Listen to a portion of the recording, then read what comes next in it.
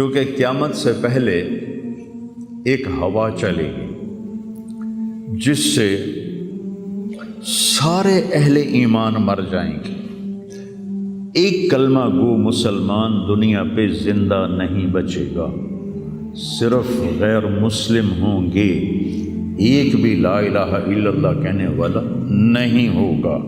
اور قیامت سے 30 سال پہلے، قیامت سے 30 سال پہلے بچے پیدا ہونے بند ہو جائیں گے کہ کسی بچے پر قیامت نہیں آئے گی۔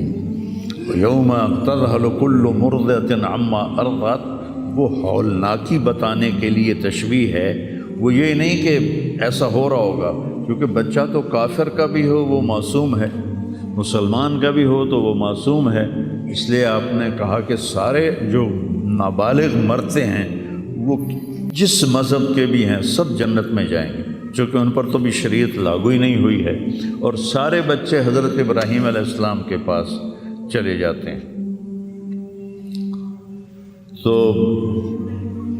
تو حدیث پاک میں آتا ہے جتنے اہل ایمان کے بچے بالغ ہونے سے پہلے، پیدا ہونے سے لے کر 15 سال سے پہلے تک جو فوت ہو جاتے ہیں، سب حضرت ابراہیم علیہ السلام کے پاس ہوتے ہیں، ساری نسل ابراہیم علیہ السلام کے پاس، اور وہ ان کے باپ ہوتے ہیں، اور ان کے ساتھ وہ اپنی وہاں کی جنت کے مزے لیتے ہیں، پتہ نہیں کیا لیتے ہیں، ان میں تو کوئی نہیں پتہ۔ بس آپ نے اپنے بیٹے کے بارے میں فرمایا، حضرت ابراہیم رضی اللہ تعالیٰ عنہ علیہ السلام، چونکہ وہ ابھی ماں کا دودھ پیتے تھے، ان کا انتقال ہو گیا، تو آپ نے فرمایا اللہ تعالیٰ نے جنت میں ایک حور کو مقرر کر دیا ہے ابراہیم کو دودھ پلانے کے لیے، سبحان، اور کسی بچے کے بارے میں ایسی بات نہیں ہے۔ تو ڈران والی گل کوئی نہیں، ساڈو تے قیامت نہیں ہوندی، 30 سال پہلے بچے پیدا ہونے بند ہو جائیں گے، قیامت 30 اور 30 سے اوپر کی عمر کے لوگوں پر ہوگی، اور وہ جانوروں کی طرح ہوں گے، سڑکوں پہ زنا کریں گے،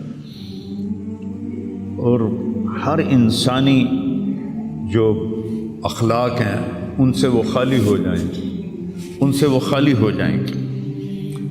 یہ امت کے اوپر امتحان ہے۔ ہمارا ایک ساتھی ہے وہاں کینیڈا میں، اس نے مجھے خواب سنایا کہ میں نے دیکھا کہ غزہ کے جتنے شہداء کے بچے ہیں وہ آسمان پہ تیر رہے ہیں، اور اللہ کے نبی ہر آنے والے کا استقبال فرما رہے ہیں۔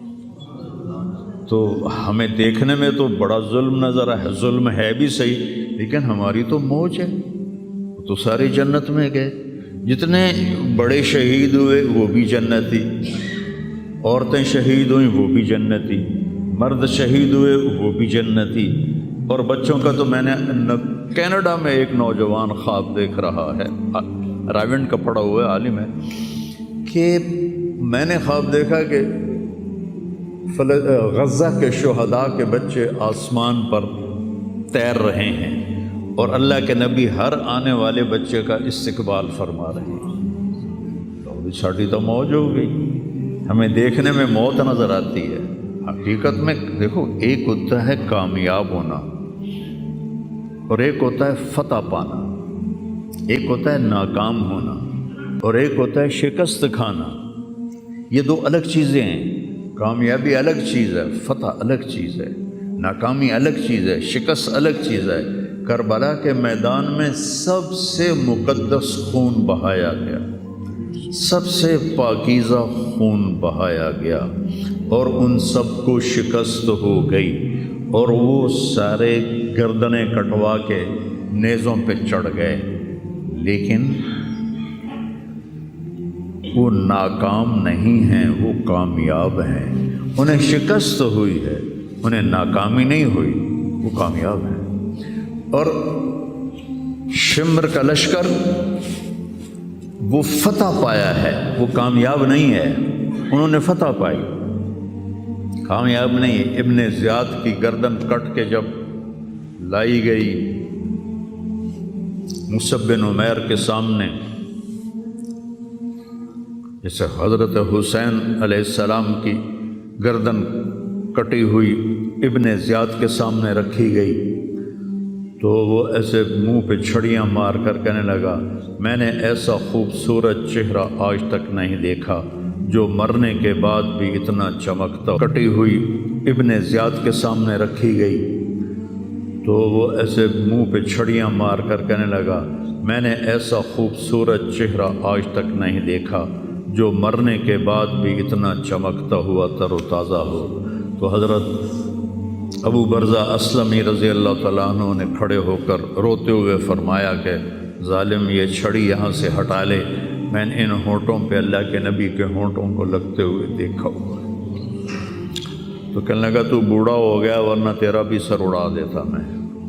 تو جب اللہ تعالیٰ انتقام لینے پر آئے اور ابن زیاد کو قتل کیا گیا اور اس کی کٹی ہوئی گردن آئی حضرت مصعب بن عمیر کے سامنے، تو ایک دم مجمع میں ہلچل مچی. جاءت وہ آیا.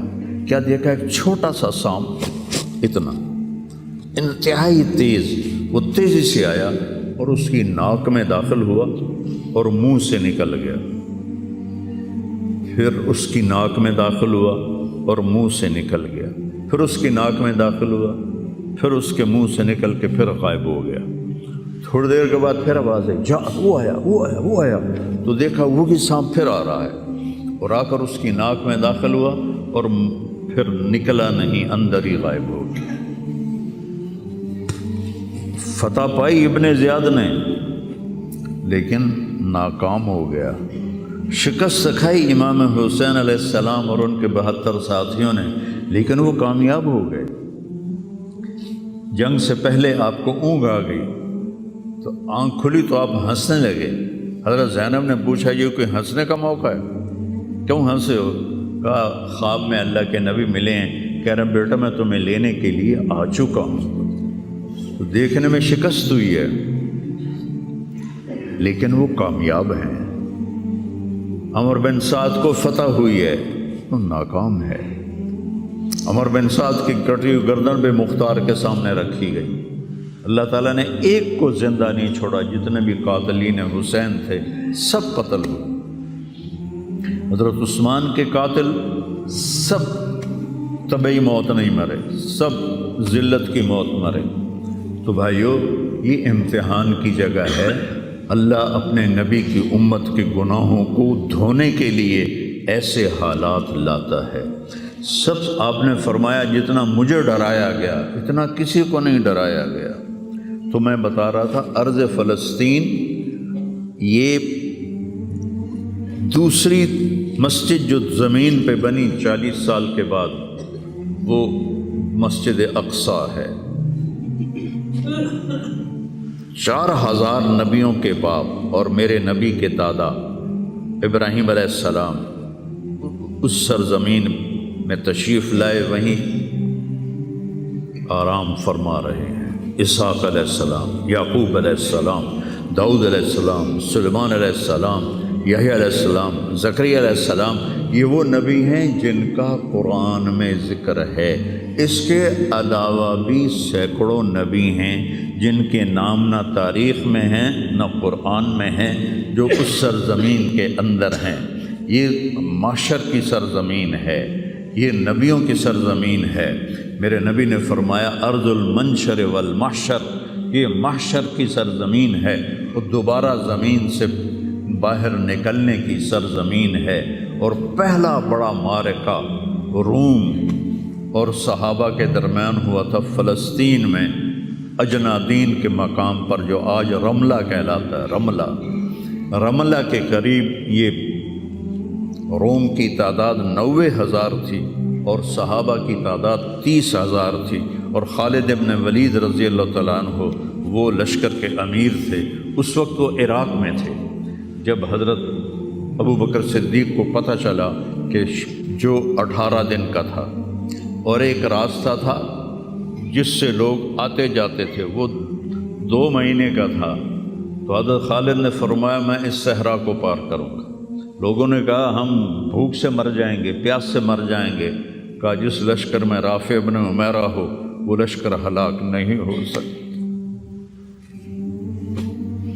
آئے اشاق گئے وعدہ فردہ لے کر اب انہیں ڈھونڈ چراغ رخ زیبا لے کر آئے تھے کچھ لوگ جو اللہ کو راضی کر کے دوستی لگا کے دکھا گئے، کب اپنی آنکھوں سے ڈھونڈ چراغ رخ زیبا، تمہیں نظر کوئی نہیں آئیں گے، مرد نظر آئیں گے، انسان کوئی نہیں نظر آئے گا، عورتیں نظر آئیں گی، انسان کوئی نہیں نظر آئے گا۔ تو فرمایا جس لشکر میں رافع ہو وہ لشکر ہلاک نہیں ہو سکتا۔ انہیں فرمایا ہمارے پاس پانی کا بڑا ذخیرہ ہے، ہم ہلاک نہیں ہوں گے، نہیں، ہمارے پاس رافع ہے، اور وہ شخص ہے جو کہے گا اللہ کرے گا۔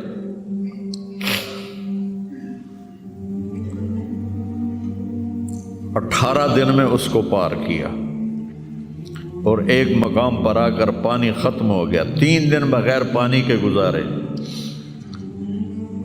تو صحابہ نے کہا کہ اب ہم مرتے ہیں، طاقت نہیں ہے، کہا رافع کو بلاؤ۔ رافع کی آنکھیں خراب تھی، فرمانے لگے رافع پانی چاہیے، کہنے لگے اچھا مجھے بتاؤ کہاں ہیں ہم، کیونکہ وہ دیکھ نہیں پا رہے تھے۔ تو انہوں نے فرمایا کہ فلاں جگہ۔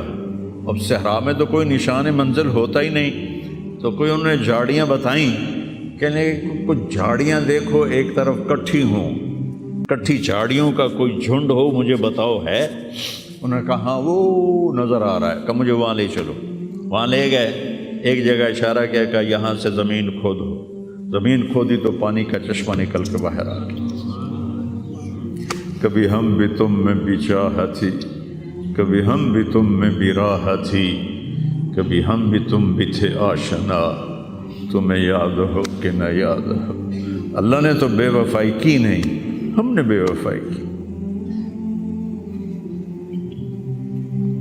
اس کی مدد جو رکی ہوئی، یہ بھی اس کی مدد ہے۔ ہمارا شہید جنت میں جا رہا ہے، اگر زندہ ہے، زخمی ہے، بھوکا ہے، گناہ معاف ہو رہے ہیں۔ جہنم کی آگ سے ایک سوئی کا نکا عام آدمی ویکھ ہی نہیں سکتا، دھاگا نہیں پا سکتا، جس دن کی نظر کمزور ہوئے، اتنا چھوٹا ہوتا ہے۔ میرے نبی فرمایا، جبریل علیہ السلام نے آ کے عرض کیا یا رسول اللہ، سوئی کے نکے کے برابر اگر جہنم کی دیوار میں سوراخ ہو جائے تو اس میں سے جو آگ کی چنگاری نکلے گی پوری دنیا کو کوئلہ بنا دے گی۔ اس کے سامنے یہ تکلیف تو بڑی تھوڑی ہے، لیکن بات اصل یہ ہے کہ ہم نے اللہ سے دوستی چھوڑ دی۔ یہودیوں کو گالیاں بعد میں دو، پہلے ہم اپنے گریبان۔ تجھے کیوں فکر ہے اے گل دلے صد چاک بلبل کی، تو اپنے پیرہن کی چاک تو پہلے رفو کر لے۔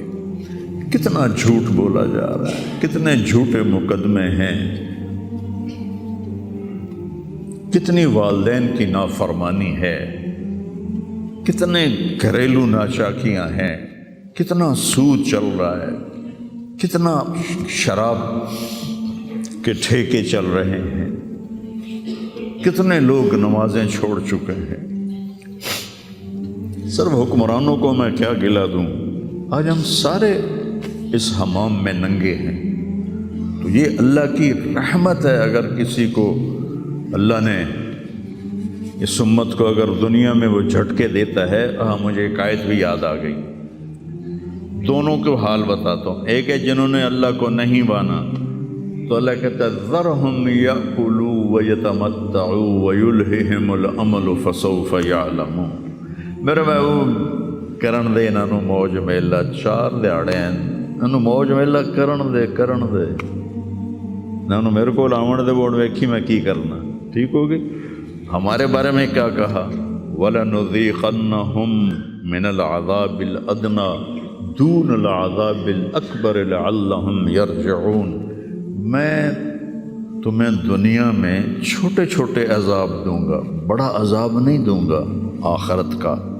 یہ غزہ کی جو تباہی ہے یہ چھوٹا عذاب ہے، یہ چھوٹی تکلیف ہے۔